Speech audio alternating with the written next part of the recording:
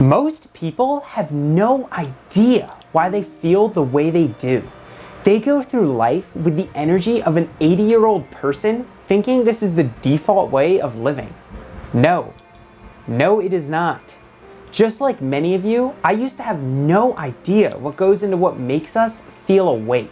After completing my health journey alone through the quarantine, I made many mistakes, and I want you to avoid them. Now that I'm taking nutrition science at Cornell, I finally feel qualified to give some basic tips that will stop you from the depressive period I went through. In this video, I will provide some actionable tips and tricks to help you maintain the best energy levels possible. So let's get right into it. What is up, YouTube? My name is Aidan Helfant. I am a freshman Cornell University student who makes videos on life advice as well as learning and fitness. Blood glucose levels. Everyone knows that sleep is one of the biggest proponents of wakefulness throughout the day. What most people don't realize is how much of an effect what we eat has on how we feel. Let's go through a quick nutrition lesson.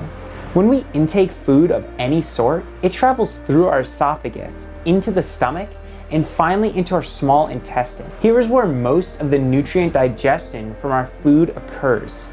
The speed at which this happens is crucial to determining how satiated we feel after meals, as well as how energetic we feel. Many of the fats, carbohydrates, and proteins in our food get metabolized into glucose during the digestion process and then enter the bloodstream. The amount of glucose in our bloodstream at any given time is known as our blood glucose level. This level goes up and down throughout the day depending on when we ate our last meal. It usually stays relatively straight while fasting or not eating, and then spikes and falls back down right after a meal.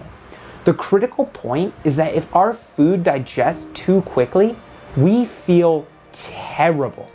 This is because our body excretes glucose metabolized from our food too fast, and it enters the bloodstream in vast amounts. In response, our pancreas releases insulin to signal muscle cells to uptake glucose so that we don't literally die. This in turn causes a massive drop in glucose from our previously high state. What is the result? The dreaded food coma. I have been in this state way too many times about 2 years ago and got sick and tired of it.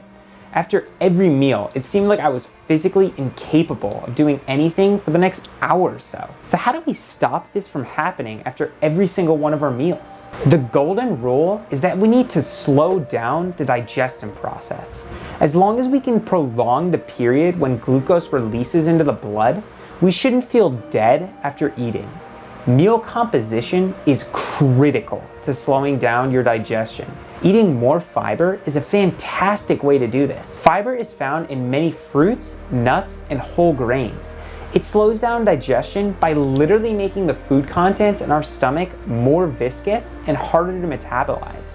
A good tip is to also try and eat fewer simple carbs. Simple carbs have had the bran and germ taken out of them during the refining process. This means they lack a lot of the fiber and nutrients that would usually slow down our digestion. Eating only carbohydrates for a meal is one of the worst things you can do to stay awake. Proteins and fats prolong food digestion by releasing an intestinal hormone called CCK, which slows down the rate at which food from the stomach enters the small intestine. I'm not saying you can't eat plain carbohydrates at all. I'm simply saying that the next time you grab a snack, consider adding some hummus or some avocado dip. This will ensure that you don't get that massive spike in glucose that you would usually get if you had just eaten those carbs in isolation. The circadian rhythm. Getting more sleep is unsurprisingly one of the best ways to feel more awake throughout the day. According to the CDC, about 1 in 3 adults doesn't get enough sleep, and this number can rise as high to as 60 or even 70% for high school/middle schoolers in the US. Holy crap! So what is the biggest thing that you can do to stop this? The biggest proponent of your wakefulness is your circadian rhythm. The circadian rhythm is responsible for optimizing the body's processes at all points throughout the 24 hours we are alive each day. In this video, the part of the circadian rhythm that is important for you is the sleep-wake cycle. One of the biggest reasons people feel like zombies throughout the day is because they aren't respecting their circadian rhythms. Your circadian rhythm is here to help you fall asleep faster by allowing you to get into a healthy, regular sleep routine. When you spend your entire night on your phone watching the next season of Rick and Morty, it puts all the more strain on your rhythm. Dang, how many times can I say rhythm at once? The point is, to sleep more effectively, you need to respect your circadian rhythm.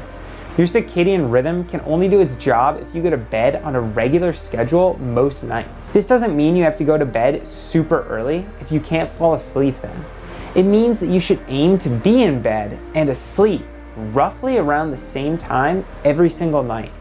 If you want a more in-depth tutorial on how to get better sleep in general, check out my video on top tips for amazing sleep in college. This video is more about feeling more awake throughout your day than just getting better sleep. The dreaded caffeine crash.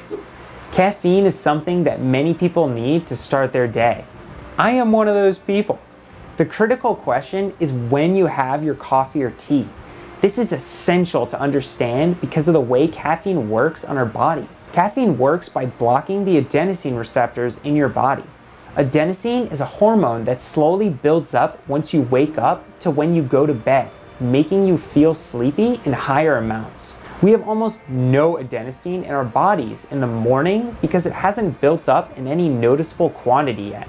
This means if you intake caffeine directly after waking up, you're not getting nearly as effective of an effect as you could be if you waited 90 minutes to 2 hours. This still doesn't account for the dreaded caffeine crash that affects so many people in the mid to late afternoon. Caffeine has a half-life of 3 to 5 hours, meaning that the cup you had in the morning is starting to wear off by around the afternoon.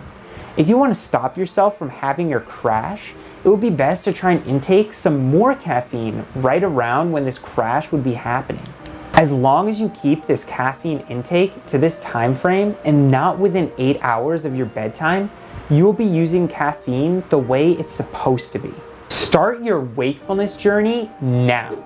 If you've watched this far, you care about improving your levels of wakefulness. Lots of people complain about having no energy throughout the day, but never do anything about it. You will be different. Using these tips and tricks, you can finally start to feel like the age you're supposed to be. If you want to see some other videos that delve into how we can feel better throughout our daily lives, check out my video on top tips for amazing sleep in college and best tips for better health/diet in college. As always, I hope you have a fantastic day, and bye-bye.